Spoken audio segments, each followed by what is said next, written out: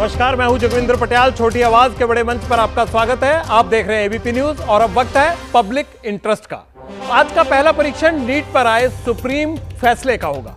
Supreme court ने लंबी सुनवाई के बाद नीट पर जो फैसला दिया उससे कहीं खुशी है तो कहीं गम। आज यह तय हो गया कि नीट परीक्षा दोबारा नहीं करवाई जाएगी। इस फैसले का आधार क्या है? क्या नीट लीक के व्यापक सबूत कोर्ट को नहीं मिले? क्या नीट लीक हजारीबाग और पटना तक ही सीमित है? सुप्रीम कोर्ट के फैसले के बाद क्या टॉपर्स की लिस्ट भी बदल जाएगी? ये जानने के लिए मेरे साथ बने रहिए। दूसरा परीक्षण मोदी सरकार के बजट का बही खाता खोलने का होगा। सरकार बजट को ऐतिहासिक बता रही है और दावा यह कर रही है कि नया बजट भारत के विकास की नई गाथा लिखेगा। लेकिन आम आदमी की उम्मीदों पर यह बजट कितना खरा उतरा? विकसित भारत की नींव वाले इस बजट में पब्लिक का कितना इंटरेस्ट है? किसान से लेकर नौजवान तक को क्या मिला? महिला और बुजुर्गों की नजर में बजट पास है या फिर फेल? विपक्ष क्यों इसे सरकार बचाने वाला बजट बता रहा है? सहयोगियों पर मेहरबानियों की पूरी कहानी देखने के लिए पटियाल के साथ बने रहिए। तीसरा परीक्षण त्योहार वाली राजनीति का होगा। मध्य प्रदेश के मुख्यमंत्री मोहन यादव यानी शिवराज मामा की डगर पर चलने के लिए तैयार हो गए हैं। जिन लाडली बहनों ने 24 साल मामा को सूबे की कमान सौंपी, अब उन्हें मोहन साध रहे हैं। रक्षाबंधन पर एमपी सरकार लाडली बहनों को 250 रुपए का गिफ्ट देगी। मोहन के इस सियासी दाव के क्या मायने हैं, ये जानने के लिए पटियाल के साथ रहिए रात 9:25 तक।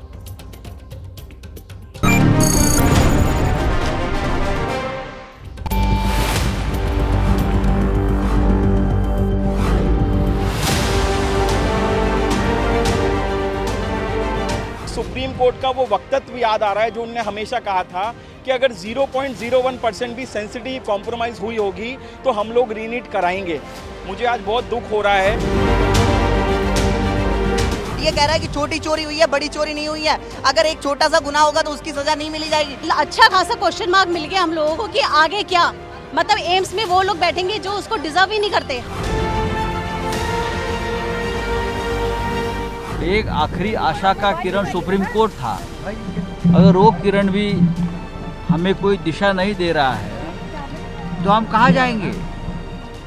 क्या दबाव है क्या कोर्ट के ऊपर?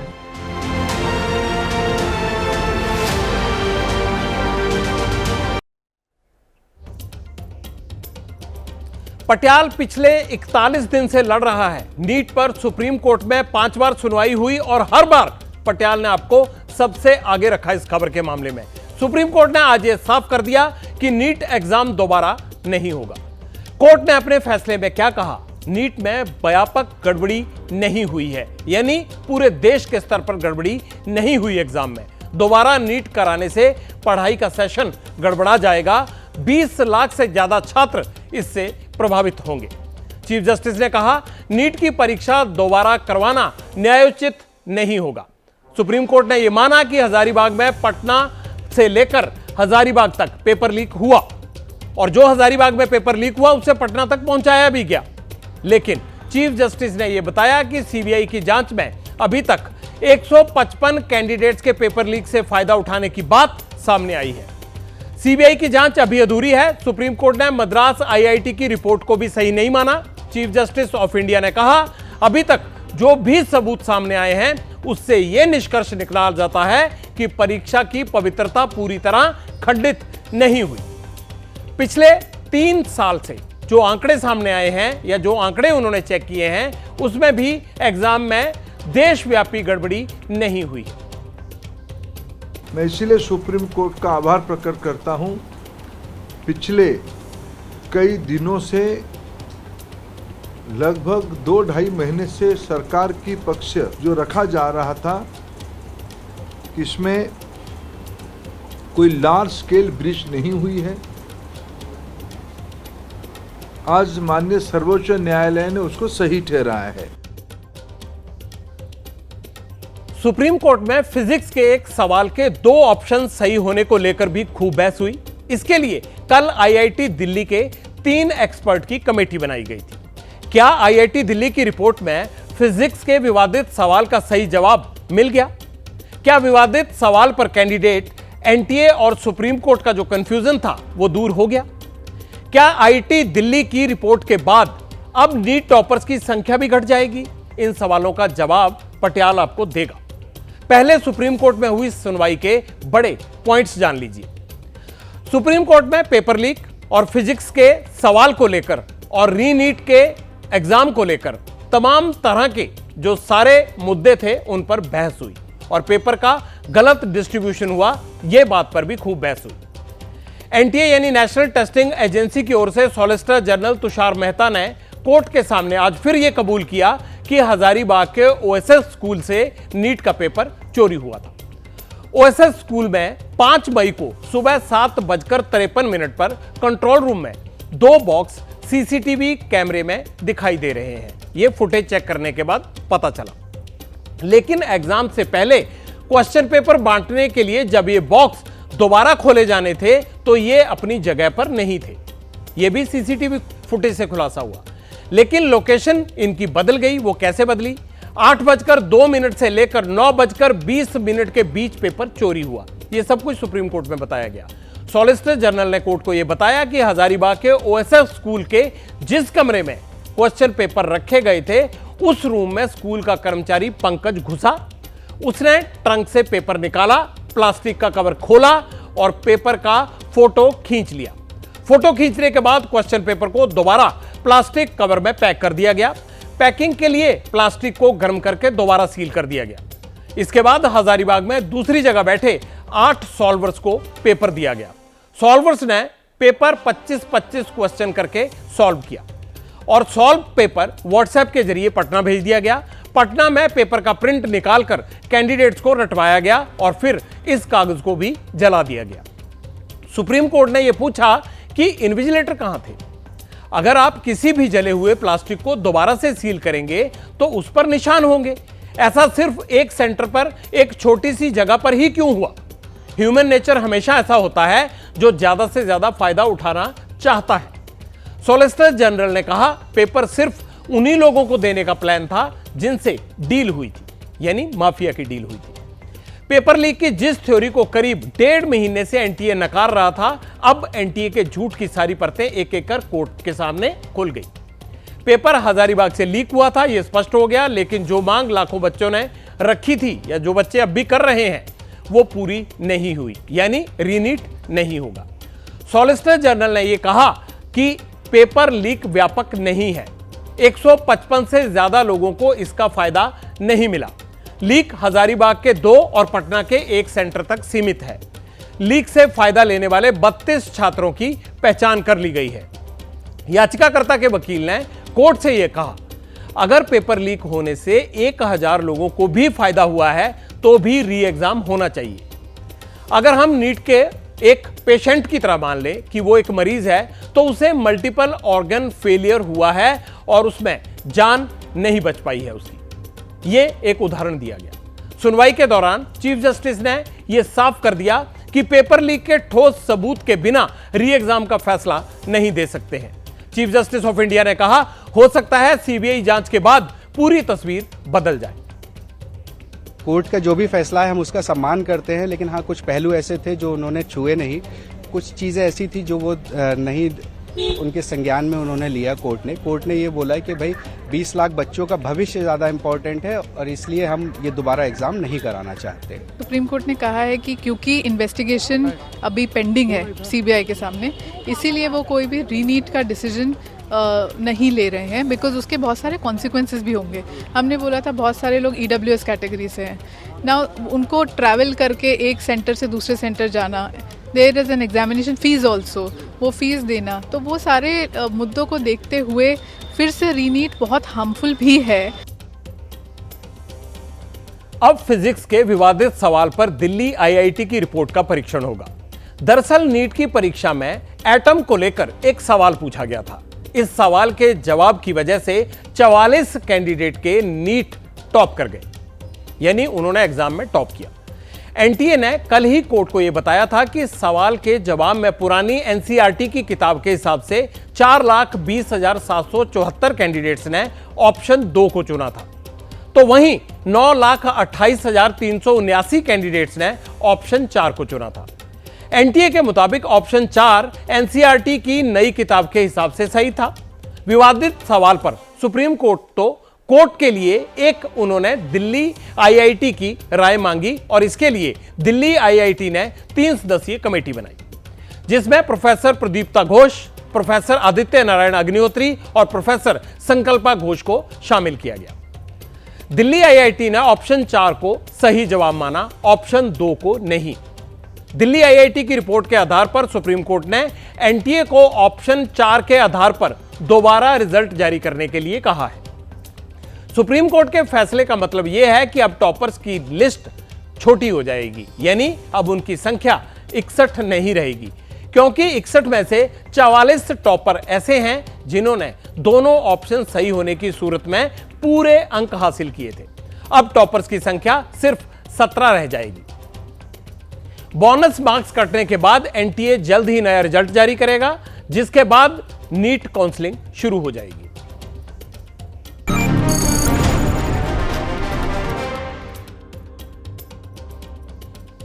अब पटियाला पेपर लीक के दुश्मनों पर चले बिहार सरकार के हंटर का परीक्षण करेगा। नीतीश सरकार ने पेपर लीक करने वालों पर एक बड़े एक्शन की तैयारी कर ली है। एक्शन क्या होगा, इसकी पूरी जानकारी देता हूं। बिहार सरकार कल विधानसभा में एंटी पेपर लीक विधेयक पेश करेगी। राज्य सरकार ने इसे बिहार लोक परीक्षा यानी अंडर ब्रैकेट अनुचित साधन निवारण विधेयक 2024 का नाम दिया है, जिसमें पेपर लीक में शामिल लोगों को 3 से 10 साल तक की सजा का प्रावधान किया गया है। साथ ही 10 लाख से 1 करोड़ रुपए तक के जुर्माने का भी प्रावधान किया जाएगा। इस नियम को राज्य सरकार की तरह से जितनी भी परीक्षाएं वहां पर होती हैं, हर परीक्षा में लागू किया जाएगा। इसके साथ ही आरोपियों पर नॉन बेलेबल धाराएं भी लगाई जाएंगी। पटियाला का मानना यह है कि नियम और कड़े होने चाहिए। बच्चों के भविष्य से खिलवाड़ करने वालों पर सरकार का इसी तरह से हंटर सख्ती से चलना चाहिए। कानून बनने चाहिए जो देश की परीक्षाओं को पवित्र और लीक प्रूफ बनाए।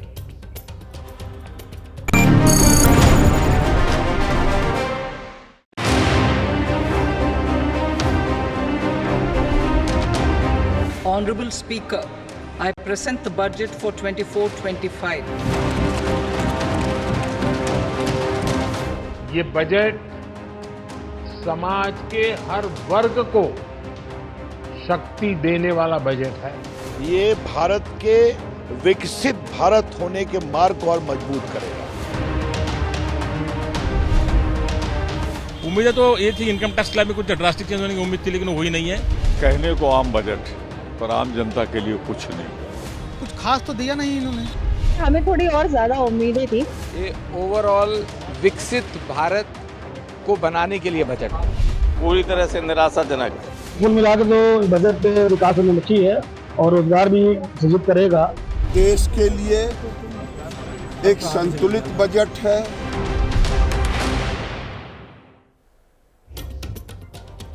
पब्लिक इंटरेस्ट में पटियाला मोदी सरकार के बजट का पूरा बही खाता आपको बताएगा। आज मोदी सरकार के 3rd टेन्योर का पहला बजट पेश किया गया। वित्त मंत्री निर्मला सीतारमण के पिटारे से आपके लिए क्या क्या निकला, 750 पन्नों के बजट का पूरा निचोड़ क्या है, इसकी पूरी डिटेल्स आपको समझाएंगे। पहले आम बजट के खास हाइलाइट्स देख लीजिए। नए बजट में पब्लिक के इंटरेस्ट का क्या है, सैलरीड क्लास को इस बजट में कितना मायूस किया या कितना खुश किया, किसान, महिलाएं, बुजुर्गों को क्या मिला, बजट में महंगाई घटने का कोई फार्मूला है या नहीं, युवाओं को नौकरी के नाम पर इंटर्नशिप वाला फायदा मिला या फिर लॉलीपॉप, आम बजट आते ही शेयर बाजार की हालत क्यों बिगड़ी, हेल्थ सेक्टर को सरकार ने क्या गारंटी दी, जनता की बजाय एनडीए के घटक दलों को ज्यादा खुशियां क्यों बांटी गई। हर सवाल का जवाब पब्लिक इंटरेस्ट में आज दिया जाएगा। इसीलिए बेबाकी से पटियाला बजट के हर पहलू पर रोशनी डालेगा। आप भी जानते हैं, दुकानदार कोई भी हो कभी घाटे का सौदा नहीं करता। सरकार दुकानदार नहीं है, लेकिन सौदा मुनाफे का ही करती है। 48,21,000 करोड़ रुपए का बजट सरकार ने पेश किया। इतनी बड़ी रकम में से आपको क्या मिला, सरकार आपसे क्या लेगी, आपकी आमदनी बढ़ाएगी या नहीं। हेल्थ के लिए वेल्थ, खेत से लेकर खलियान, स्पेस से लेकर डिफेंस, बजट की पूरी बैलेंस शीट जानने के लिए अब आप तैयार हो जाइए। आम बजट पब्लिक के लिए है या नहीं, अब पटियाल इस सवाल का परीक्षण करेगा। देश का किसान हो, नौजवान हो, महिलाओं हो या फिर कोई अन्य वर्ग, अपने बजट भाषण में निर्मला सीतारमण ने हर एक का जिक्र किया, लेकिन देश के टैक्स पेयर्स को बजट भाषण के क्लाइमैक्स का इंतजार था। नौकरी पेशा लोगों को बजट में सरकार के राहत की क्या क्या उम्मीद थी। टैक्स पेयर को राहत मिली, लेकिन इस राहत का फायदा सिर्फ उन लोगों को होगा जिन्होंने न्यू टैक्स रिजीम को चुना है। ओल्ड टैक्स रिजीम चुनने वालों के लिए इस बजट में कोई राहत नहीं है।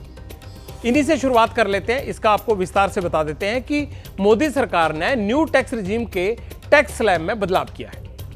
आप नौकरी पेशा हैं और नई टैक्स व्यवस्था को आपने चुना है, तो इन आंकड़ों पर अब जरा गौर कर लीजिए। आपको पता चल जाएगा कि आपकी सैलरी पर सालाना कितना टैक्स चुकाना होगा।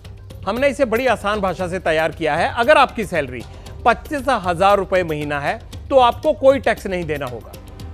अगर आपकी सैलरी 25,000 से 58,000 रुपए तक की है तो 5% टैक्स आपको चुकाना होगा। 58,000 से 83,000 तक है तो आपको 10% टैक्स चुकाना होगा। 83,000 से 1 लाख रुपए तक सैलरी वालों को 15% टैक्स लगेगा। 1 लाख से 1,25,000 के बीच जिनकी सैलरी है उनको कितना टैक्स देना होगा? 20% टैक्स देना होगा। 1,25,000 से भी ज्यादा है आपकी सैलरी तो फिर आप पर 30% टैक्स लगेगा। ये आपकी मासिक सैलरी के हिसाब से हमने आपको सारी टैक्स कैलकुलेशन नई अपने टैक्स रिजीम के हिसाब से समझा दी। वित्त मंत्री महोदया का यह मंशा है कि ज़्यादा से ज़्यादा लोग अब न्यू रिजीम की तरफ जाएं। धीरे धीरे लोग जा रहे हैं, उस रफ्तार से तो नहीं जा रहे जो शायद उनको उम्मीद होगी जब 2020 में वो न्यू रिजीम को लेकर आई थी, पर धीरे धीरे लोग न्यू रिजीम को जैसे जैसे लुभावना बनाया जा रहा है। और ये भी संकेत मिल रहे हैं कि जो ओल्ड रिजीम है जिसमें 5%, 20%, 30% टैक्स के स्लैब है, वो शायद अब ख़त्म हो जाए कुछ समय में आके, क्योंकि वित्त मंत्री ने बहुत बड़ी एक बात कही जिस पर ज़्यादा लोगों ने ध्यान नहीं दिया कि एक रिव्यू कमेटी या एक रिव्यू चल रहा है इस पूरे के पूरे टैक्स स्ट्रक्चर का, और 6 महीने के अंदर उसकी रिपोर्ट आएगी। हो सकता है वो रिपोर्ट आने के बाद ये ओल्ड रिजीम ना रहे। बजट से आपकी जेब पर कितना असर पड़ेगा? जेब कटेगी या भरेगी? घर और निजी जीवन के इस्तेमाल होने वाली कौन सी चीज सस्ती हुई है और कौन सी महंगी, ये भी आसान भाषा में समझ लीजिए। सरकार ने 7 चीजों पर कस्टम ड्यूटी घटा दी है और 2 चीजों पर कस्टम ड्यूटी बढ़ा दी है। इसका असर यह होगा कि करीब 8 प्रोडक्ट सस्ते होंगे और 2 महंगे होंगे। पहले उन प्रोडक्ट्स की बात कर लेते हैं जो सस्ते होंगे। Mobile phone. बजट में मोबाइल फोन के पार्ट्स पर कस्टम ड्यूटी 15% घटा दी गई है। सोना और चांदी दोनों पर कस्टम ड्यूटी 6% घटा दी गई है, इससे ये सस्ते हो सकते हैं। प्लेटिनम की कस्टम ड्यूटी 6.4% कम कर दी गई है। कैंसर की दवाएं। कैंसर की 3 दवाओं से ड्यूटी चार्ज हटा दिया गया है। इलेक्ट्रॉनिक्स का सामान यह सस्ता इसलिए हो सकता है क्योंकि ऑक्सीजन फ्री कॉपर पर ड्यूटी घटाई गई है। सोलर पैनल के मैन्युफैक्चरिंग से जुड़े सामान पर छूट दी गई है। 25 ऐसे रेयर मिनरल्स हैं जिन पर ड्यूटी घटी है। फिश फीड पर भी 5% कस्टम ड्यूटी कम कर दी गई है। अब वो कौन सी चीजें हैं जो महंगी होंगी? टेलीकॉम के सामान महंगे होंगे। इन पर बेसिक कस्टम ड्यूटी 10 से 15% बढ़ गई है। प्लास्टिक प्रोडक्ट भी महंगे हो जाएंगे। सरकार ने कस्टम ड्यूटी 25% बढ़ा दी है। अब बात कर लेते हैं शेयर मार्केट की। यहां इन्वेस्टमेंट पर टैक्स में बदलाव किया गया है। क्या बदलाव किया गया है? शेयर मार्केट में 1 साल में अगर उससे कम आप इन्वेस्ट करते हैं, यानी 12 महीने से कम करते हैं, तो आपको कितना टैक्स देना पड़ेगा? 15% टैक्स देना पड़ेगा। और ये अब बढ़ा दिया गया है, इसको 20% कर दिया गया है। शेयर मार्केट में 1 साल से ज्यादा वक्त पर अगर आप निवेश करते हैं तो आपको टैक्स जो पहले 10% देना पड़ता था उसे बढ़ाकर अब 12.5% कर दिया गया है। यानी राहत से ज्यादा आफत। 2014 में महंगाई को मुद्दा बनाकर मोदी सरकार सत्ता में आई थी। नया बजट क्या महंगाई को हरा पाएगा? इस पर आम पब्लिक का ओपिनियन आपको जरूर सुनना चाहिए। बेरोजगारी को लेकर के जो समस्या उत्पन्न हो रही थी उसको लेकर के काफी इन्होंने कार्य किया गया है, जिसमें इंटर्नशिप की घोषणा इन्होंने करी है। बजट जो आया है वो अच्छा ही बजट आया है और उससे बिहार की विकास के लिए प्रगति होगी। बजट तो हमारे हिसाब से बहुत अच्छा है। इनकम टैक्स स्लैब में जो उम्मीद थी कि छूट देने की ज्यादा, उतनी नहीं दी जा सकती थी। काफ़ी क्रिस्प बना दिया गया है, काफ़ी शॉर्टेड किया गया है। इस बार एम्प्लॉयमेंट एंटरप्रेन्योरशिप जैसी चीज़ों पर बल दिया गया है। देखिए, व्यापारियों को तो निराशा हुई है क्योंकि ऑनलाइन पे कोई प्रोविजन और कोई टैक्स की लायबिलिटी नहीं लगाई गई है। इस बार से मुझे समझ में आ रहा है कि डोल का पोल ही है सब कुछ। देश के हर घर में एक होम मिनिस्टर होता है जिसे फाइनेंस का पूरा तजुर्बा होता है। घर कैसे चलाना है, कहां कितना पैसा खर्च करना है, कितना बचाना है, किचन का बजट क्या होगा, ये होम मिनिस्टर यानी हर घर की महिलाएं तय करती हैं। इस बजट में नारी शक्ति को क्या मिला, ये भी जान लीजिए। सरकार ने 3 लाख करोड़ का बजट पास किया। महिलाओं से जुड़ी योजनाओं पर यह पैसा खर्च होगा। महिला एवं बाल विकास मंत्रालय के लिए 26,000 करोड़ रुपए का बजट दिया गया है। सरकार महिलाओं के नेतृत्व वाले डेवलपमेंट पर फोकस करेगी। महिलाओं के लिए स्पेशल स्किल प्रोग्राम बनाने का दावा है। वर्कफोर्स में महिलाओं की भागीदारी को बढ़ाने की भी गारंटी है। नए बजट से देश के घर घर का बजट बनेगा या बिगड़ेगा। इस बजट से महिलाएं खुश हैं या नाराज हैं, इसकी पड़ताल भी पटियाल ने की। आप भी सुनिए। ऐसा कह सकते हैं कि बजट थोड़ा निराश करने वाला है। हमें थोड़ी और ज्यादा उम्मीदें थी। हम लोग को ऐसे लगता है कि इससे करके हम लोग को कुछ मतलब इतना ज्यादा फायदा नहीं है। सोना सस्ता हो गया है। हाँ। जो इलेक्ट्रिक चीजें हैं वो सस्ती हो गई है। हाँ। लेकिन क्या इसका फायदा? हाँ। गरीब लोगों के लिए इसका कुछ फायदा नहीं है। वो ज़रूरतमंद चीज़ें जो है वो कितनी महंगी है, दाल चावल वगैरह, बच्चों की स्कूल की फीस। हमारा घर तो खाने पीने से चलता है, सब्जी से, वो सब में कोई चेंजेस नहीं है, उतने का उतना महंगा ही है। नहीं, बहुत ज़्यादा तो अच्छे नहीं कह सकते क्योंकि बहुत ज़्यादा उम्मीदें थी हम लोगों को, मिडिल क्लास को स्पेशली बहुत ज़्यादा उम्मीदें थी। काफ़ी ऐसे डिसीजन हैं जो पहले नहीं लिए गए हैं और इस बार के बजट में लिए गए हैं। घर परिवार तो एक उसी में चलते हैं, डेली बेसिस के ऊपर। अगर उसी में कुछ कमती नहीं है तो मेरे कोई डिफरेंस है नहीं। इस बार के बजट में प्रॉपर्टी बेचने से जुड़े नियमों में भी बड़ा फेरबदल कर दिया गया है। सरकार ने अब प्रॉपर्टी यानी मकान बेचने पर लगने वाले इंडेक्सेशन बेनिफिट को खत्म कर दिया है। मोदी सरकार के इस कदम का असर यह होगा कि अब अगर आप अपनी प्रॉपर्टी बेचते हैं तो पहले के मुकाबले अब आपको ज्यादा टैक्स देना पड़ेगा। इंडेक्सेशन बेनिफिट खत्म होने के बाद प्रॉपर्टी की बिक्री में क्या फर्क पड़ेगा और कैसे पड़ेगा, यह जानने के लिए पटियाल ने अर्थशास्त्री शरद कोहली से बात की। अगर किसी ने 1 लाख की प्रॉपर्टी ली है और 2001 में ली तो वो आज उसकी कॉस्ट 3,63,000 मान ली जाती है। मान लीजिए वो प्रॉपर्टी आपने 20 लाख में बेच दी इस साल, तो आपको जो गेन होता था 20 लाख माइनस 1 लाख नहीं होता था, 20 लाख माइनस 3,63,000 होता था। इसको हम कॉस्ट इन्फ्लेशन या कॉस्ट इन्फ्लेटेड इंडेक्स बोलते हैं। इसको विड्रॉ कर लिया गया है और कैपिटल गेन 20% लगता था। तो 2 बड़े चेंजेस आए हैं। एक तो कॉस्ट इन्फ्लेशन इंडेक्स को अब हटा लिया गया, यानी कि अब आपको कोई भी कॉस्ट इन्फ्लेशन इंडेक्स बेनिफिट नहीं मिलेगा। दूसरा चेंज ये हुआ है कि जो 20% आपके ऊपर लॉन्ग टर्म कैपिटल गेन लगता था, अब वो आपके ऊपर 12.5% लगेगा। तो एक तरफ फ़ायदा हुआ, एक तरफ नुकसान हुआ। अब सवाल ये उठता है कि किसको फ़ायदा हुआ, किसको नुकसान हुआ। तो जिन लोगों की प्रॉपर्टी बहुत पुरानी है और उनकी कॉस्ट ऑफ एक्विजिशन बहुत कम है, उन लोगों को कॉस्ट इन्फ्लेशन इंडेक्स लगा के भी बहुत ज़्यादा वैल्यू नहीं बढ़ती है। उन लोगों को तो फ़ायदा होता दिख रहा है क्योंकि ओवरऑल जो टैक्स 20% लगता था अब 12.5% लगेगा। जिन लोगों ने प्रॉपर्टी नई ली है, बहुत नई ली है और ऊंचे कॉस्ट पे ली है और उनकी कॉस्ट इन्फ्लेशन इंडेक्स से बहुत ज़्यादा फ़र्क नहीं पड़ रहा, उनको भी फ़ायदा होगा। तो कुल मिला के केस टू केस बेसिस पे ये देखना पड़ेगा कि किसको इससे फ़ायदा होगा और किससे इसको नुकसान होगा। 2047 तक देश को विकसित करने का टारगेट है। सेना को वर्ल्ड क्लास बनाने की प्लानिंग है। आम बजट में सेना को क्या मिला, अब पटियाल आपको ये बताएगा। सेना को खर्च के लिए 6,21,940 करोड़ रुपए मिले हैं। अंतरिम बजट से महज 400 करोड़ रुपए ज्यादा है। 400 करोड़ की बढ़ोतरी डिफेंस मिनिस्ट्री के हिस्से में आई है। हथियार खरीदने, सैलरी और पेंशन को मिलने वाला बजट जस का तस है। सेना के बजट में कहां कटौती हुई, अब यह भी जान लीजिए आप। तीसरे साल लगातार सेना के कैपिटल बजट में कटौती की गई है, यानी हथियारों की खरीद और सेना के मॉडर्नाइजेशन पर होने वाले खर्च में कटौती की गई है। डिफेंस बजट का करीब 68% हिस्सा रेवेन्यू और पेंशन बजट को दिया गया है। इस बार डिफेंस को कुल बजट का 12.9% हिस्सा मिला है। पिछले साल यह हिस्सा करीब 13% था। अब एक और खास आपको बात बताता हूं। वित्त मंत्री का बजट भाषण 14,717 शब्दों का था। पूरे भाषण में निर्मला सीतारमण ने 2 बार डिफेंस का जिक्र किया, लेकिन एक बार भी अग्निवीर का नाम नहीं लिया। बजट को अब किसानों के नजरिए से भी देखना बहुत जरूरी है। एक तरफ मोदी सरकार ने किसानों के खाते में सम्मान निधि पहुंचाने की सीधी गारंटी दी है, तो दूसरी तरफ एमएसपी की कानूनी गारंटी की मांग को लेकर किसानों और मोदी सरकार के बीच खींचतान जारी है।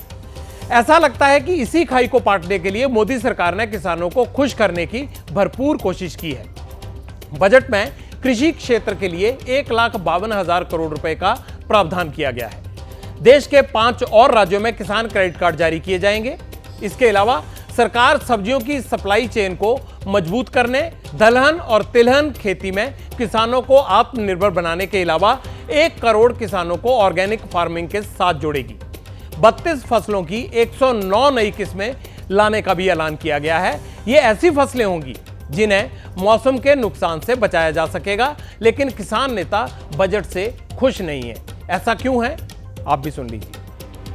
देश के किसान मजदूर को भी 11वीं बार इग्नोर करने का इतिहास है मोदी सरकार का। इस बजट में ना तो एमएसपी गारंटी कानून बनाने के लिए कुछ बजट में है, किसान खेत मजदूर को कर्ज माफी के लिए कुछ भी इसमें नहीं है। मोदी सरकार के तीसरे टर्म से पहले के बजट में लोकसभा चुनाव के नतीजों का असर भी देखने को मिला है। बजट के बाद आम जनता, महिलाएं, नौजवान ये सब अपना अपना हिसाब लगा रहे हैं कि उनके हिस्से में क्या आएगा, कितना आएगा और कब तक आएगा। आम पब्लिक बेशक दुविधा में है, लेकिन एनडीए के सहयोगियों को समर्थन देने के बदले सूटेबल बजट मिल गया। नीतीश कुमार और चंद्रबाबू नायडू बिहार और आंध्र प्रदेश के लिए स्पेशल स्टेटस वाली डिमांड पहले से ही कर रहे थे। मोदी सरकार ने इन दोनों को स्पेशल स्टेटस वाली मांग को स्वीकार नहीं किया, लेकिन बजट के दोनों राज्यों में कितना पैसा मिला कि दोनों मुख्यमंत्रियों के समर्थन के इनाम के तौर पर इसे देखा जा रहा है और इसे जनता दरबार में भुनाने की कोशिश भी होगी। इसी मुद्दे से हम सवाल पूछेंगे केंद्रीय मंत्री पीयूष गोयल साहब से, क्योंकि गोयल साहब सीधे हमारे साथ जुड़ गए हैं। गोयल साहब, मैं जिक्र ही कर रहा था, अभी वहीं से शुरू कर लेते हैं। विपक्षी ये कह रहे हैं कि जिन 2 मुख्यमंत्रियों ने आपकी सरकार बनाने में तीसरी बार मदद की है, उन दोनों को आपने 74,000 करोड़ रुपया दे दिया और बाकियों के साथ सौतेला व्यवहार कर दिया। मैं समझता हूं बड़ा नादान वक्तव्य है ये। प्रधानमंत्री नरेंद्र मोदी जी ने गत 10 वर्षों में कभी भेदभाव नहीं किया। हर एक राज्य को अपनी अपनी जरूरतों के अनुसार पर्याप्त फंडिंग हुई है। आपको याद होगा प्रधानमंत्री मोदी जी ने कई बार 2014 से कहा है कि जब तक पूर्वी राज्य विकसित नहीं होंगे, उसमें विकास की धारा तेज नहीं होगी, तब तक भारत विकसित नहीं हो सकता। हमने पूर्वोत्तर और पूर्वी राज्यों के लिए बहुत सारे ढेर सारी योजनाएं समय समय पे लाए हैं और इस बार भी प्रधानमंत्री जी का लक्ष्य है कि पूर्वी राज्यों को हम और बल दें। उसमें पश्चिम बंगाल, उड़ीसा, बिहार, झारखंड, आंध्र प्रदेश सभी राज्य आते हैं और अलग अलग योजनाओं से देश के सभी राज्यों को लाभ मिले। आखिर 4 करोड़ 10 लाख जब रोजगार के अवसर होंगे तो स्वाभाविक है सभी राज्यों को उसका लाभ होगा। जब 12 इंडस्ट्रियल पार्क बनेंगे तो अन्य अन्य राज्यों में, जिसमें विपक्ष के राज्य भी होंगे, तो वित्त मंत्री ने अपने भाषण में कुछ चीज़ों का जिक्र जरूर किया है, लेकिन अलग अलग राज्यों की जरूरतों को पूरा करने का काम ये बजट करता है। रही बात आंध्र प्रदेश की, इसमें कई सारी चीज़ें तो कांग्रेस की सरकार ने कमिट कर रखी थी। जो स्टेट रीऑर्गेनाइजेशन एक्ट है वो तो 2014 में हमारी सरकार आने के पहले पारित किया गया था। हमने उसको पूरा करने का काम। ममता तो बहुत नाराज है। आप बात कर रहे हैं बंगाल की, लेकिन ममता तो बहुत नाराज है इस बजट से। वो तो उनको समझना चाहिए कि इतनी सारी योजनाएं जो मोदी जी ने उनके प्रदेश को दी या ऑफर करी, उन्होंने क्यों कभी उसका लाभ नहीं लिया। वो तो केंद्र की हर योजना में रोड़े अटकाती हैं, उसको लागू नहीं करती हैं अपने राज्य में। आखिर पीएम मित्र पार्क आए थे, टेक्सटाइल के 5 बड़े बड़े पार्क, हजार एकड़ के, क्यों पश्चिम बंगाल ने उसमें योगदान नहीं दिया? अब ये 12 इंडस्ट्रियल पार्क्स हैं, क्यों पश्चिम बंगाल ने अभी तक इसमें एप्लीकेशन नहीं भेजी कि पश्चिम बंगाल में भी उनको औद्योगिक विकास चाहिए? पश्चिम बंगाल की सरकार को मैं सीधा पूछना चाहता हूं कि आप जिम्मेदार हैं कि पश्चिम बंगाल में कई सारी मोदी जी की योजनाएं लागू नहीं हो पाई। आपने कभी उत्साह नहीं दिखाया और जो योजनाएं हम लागू करने भी गए आपने उनको रोका। आखिर रेलवे की योजनाएं लटकी पटकी पड़ी है, आप जमीन नहीं आवंटन करती है।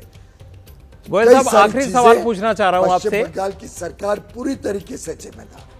गोयल साहब, जो लोग ज्यादा टैक्स देते हैं, मान लीजिए कॉर्पोरेट में नौकरी करते हैं, जो कर्मचारी ज्यादा टैक्स देते हैं, हमेशा ये कहा जाता है कि सरकार उनको सबसे कम लाभ क्यों देती है टैक्स में। इस बार भी ऐसा ही हुआ है, ज्यादा टैक्स देने वालों के लिए कोई राहत नहीं है। मैं नहीं समझता हूं कि ये बात सच है। आप सिर्फ टैक्स के रेट देख रहे हैं, लेकिन आपने बड़े परिप्रेक्ष्य में अगर देखा तो बजट की एक एक चीज अल्टीमेटली सभी को लाभ देगी, चाहे वो मिडिल क्लास में हो, चाहे कॉरपोरेट हो, चाहे गरीब हो, चाहे किसान हो। जब 4 करोड़ नौकरियां होंगी, नए उत्पादन होंगे, तो उसका लाभ तो हर एक वर्ग को मिलेगा। जब इंडस्ट्रियल पार्क आएंगे, उद्योग आएगा, जब निर्यात बढ़ेगा, तो उसका लाभ तो हर एक को होगा। जब लाखों करोड़ रुपए निवेश होंगे इंडस्ट्रियल पार्क्स में, तो क्या उसका लाभ आपको, मुझे और हर एक व्यक्ति को देश में नहीं होगा? बहुत बहुत शुक्रिया गोयल साहब हमारे साथ जुड़ने के लिए। आज हमारे पास वक्त इतना ही है, फिर आपसे लंबी बात जरूर करेंगे, लेकिन आपने हमारे साथ जुड़े, ये सारी जानकारियां दी, आपका बहुत बहुत शुक्रिया। पब्लिक इंटरेस्ट में आज इतना ही। आगे जरूर देखिएगा 24 घंटे 24 रिपोर्टर, पूरे देश की तुरंत तस्वीर आपको पता लगेगी। मुझे दीजिए इजाजत, आप अपना ख्याल रखिए, शुभ रात्रि।